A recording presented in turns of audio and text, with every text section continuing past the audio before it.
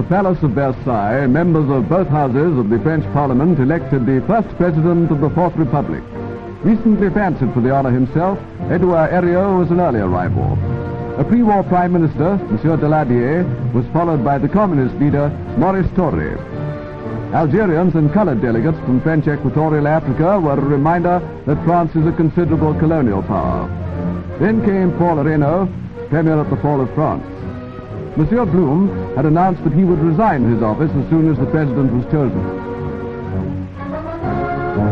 It fell to Communist Deputy Duclos to announce that Vincent Auriol was elected President of France.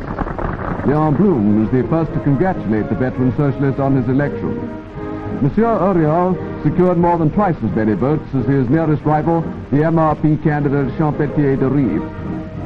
All lovers of France hope that under the guidance of the new president, the country will achieve the much-wanted political stability.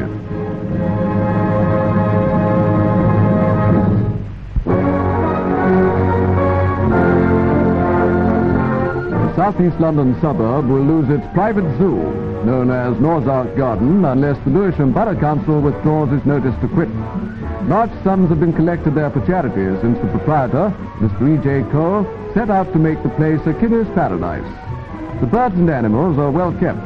Neighbors have not complained. More than 100,000 people, mostly of the younger generation, have visited the gardens in the past year. It's Pet's Corner on the doorstep for all the children of the district. Come on. Get down and talk. Come on, Polly. Polly. You listening, Polly? Are you?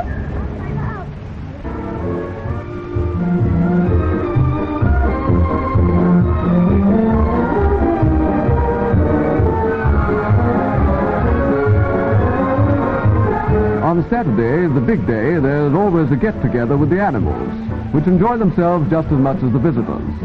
The proprietor makes sure that everybody has a good time. I do love the zoo. Do you, darling? And what's your name? Carol, You're Carol Ann. Well, and which animal do you like the best? the monkey. The monkey? Mm. And the donkey? Yes. And do you like, have you had any rides? 3. 3 rides. Oh, and would you go on Black Beauty? Favorite number 1 appears to be the monkey. When he was tired of his pole squatting act, he came down to see what all the filming was about. I don't think you'll make a cameraman, old chap. Why not be a commentator? Yes. I'm going to blame, sir.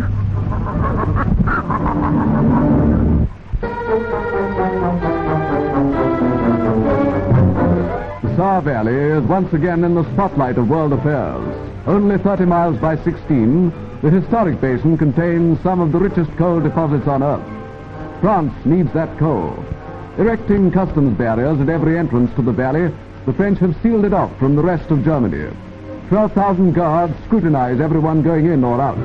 Their main object, to stop miners buying goods with their extra rations. Under French rule, the Saar Valley coal output now reaches 80% of the best pre-war level. The French are determined to push it still higher, for without this coal, French industry would collapse. Saar miners, best-fed people in Germany today, get 3 times more food than civilians in British and American zones. Politically, too, France tries to wean Saarlanders away from the rest of Germany. French is a compulsory subject in the schools. Children learn that France and the Saar are good neighbors. The valley was under French control for 15 years till 1935. The customs will stop Saar miners selling food to black market agents from the rest of Germany. Meanwhile, complaints that France has annexed the Saar come from Russia. The Big Four, meeting in Moscow next March, are to debate the future of the immensely rich Saar Valley. One of the big questions of our time.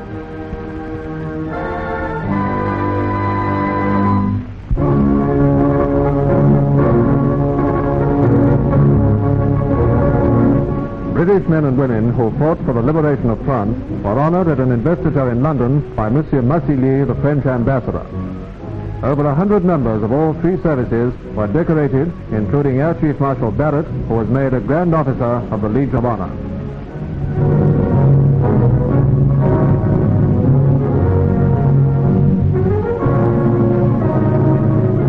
Receiving the title of Commandeur Marine is Admiral Sir William James, former Chief of Naval Information.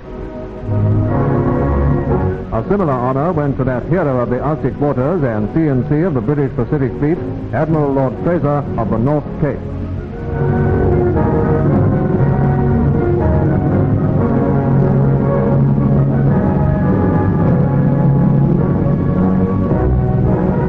One of the most moving moments of the ceremony was provided by 4-year-old Anna Mingy. From the French ambassador, she receives the Croix de Guerre, awarded to her father, Captain Mingy, who was captured by the Germans and shot.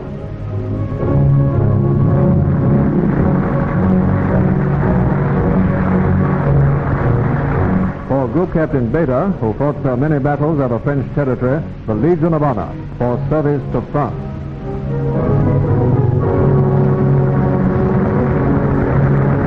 Outstanding service to the French resistance was recognized by the award of the Croix de Guerre to Mrs. Marguerite Smith, MBE, for her audacity in aiding the Marquis.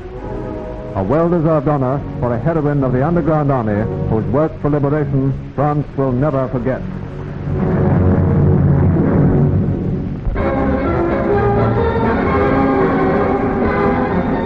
$44,000, all that the bomb-damaged ground now holds, jammed Cardiff Arms Park for the rugby match, Wales versus England.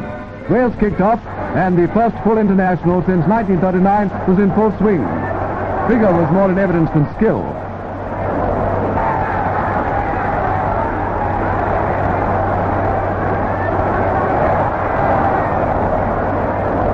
The game was only 7 minutes old when the Devonport scrum half, W.K. Moore, punted across to D.F. White, and the Northampton forward was over the line for a try for England.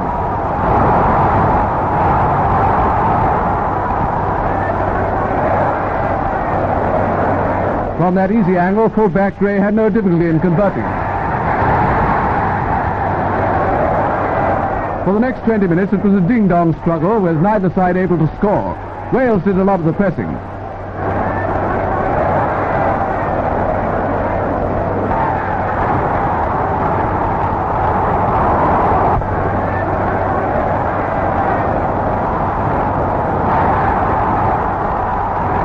Welsh hopes rose when the neat forward, Rhys Stevens, got over England's line. Cliff Bevan sent the kick wide.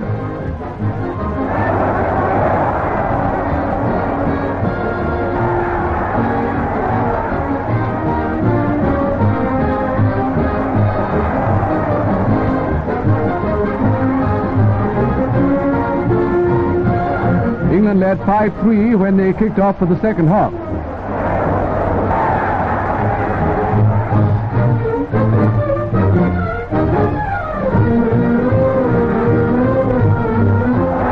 Then Wales got the lead. Gwyn Evans hoodwinked the defence and scored the Principality's second try. But every Welshman groaned as the place kick by Howard Davies hit the post and bounced away. As England then scored a drop goal, Wales were just beaten 6 points to 9.